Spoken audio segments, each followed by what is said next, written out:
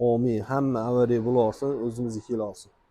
Juda ko'pchilik bizdan shunaqa duo qilasizlarmi, ustalar deb so'raydi. Yomon g'ashim kelib qoldi. Yaqinda ham bitta akamiz so'radi.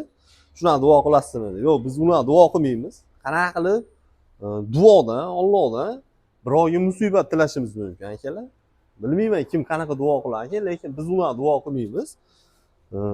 Bu avariya birinchi qadar. Ikkinchi kimnidir dilini og'ritgansiz, shunaqa bo'lishi mumkin. Bilmaymiz. Bu endi Allohdan unaqa qiluvdim, bu yoqqa yuruvdim desanglar ham qaytmaydigan narsa. Shuning uchun sog' bo'lsanglar, salomat bo'ladigan bo'lsanglar, shuni o'zi yetadi. Eng qiziq, qor yog'adigan bo'lsa ham, aka pul yog'yaptimi deb duo qilasizlarmi? Qor yoqqandan keyin avariya ko'p bo'ladi.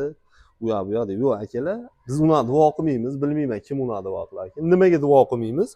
Chunki rizqni Alloh beradi. Mana duo qilsak ham qilmasak ham so'raymiz, rizq so'raymiz, lekin avariya bo'lsin demaymiz. O'zimizni aka-ukalarimiz ham, yaqin jigarlarimiz ham, o'zimiz ham mashinada yuramiz. Shuning uchun iloji boricha ehtiyot bo'l. Biz o'zimiz tavsiya beramiz. Sekinroq yursang, u yoq bu yoq. O'zinglar tez yurib bersizlar, shu bitta ikkita o'pkasi yo'q bolalar bor. Shuning uchun bo'laveradi avariya. Biz duo qilishimiz shart emas. Shunaqa o'pkasi yo'q bolalar o'zi hozir juda ham ko'payib ketdi. Nima deymiz? Joninglar sog' bo'lsin. Ustalar unaqa duo qilmaslik kerak.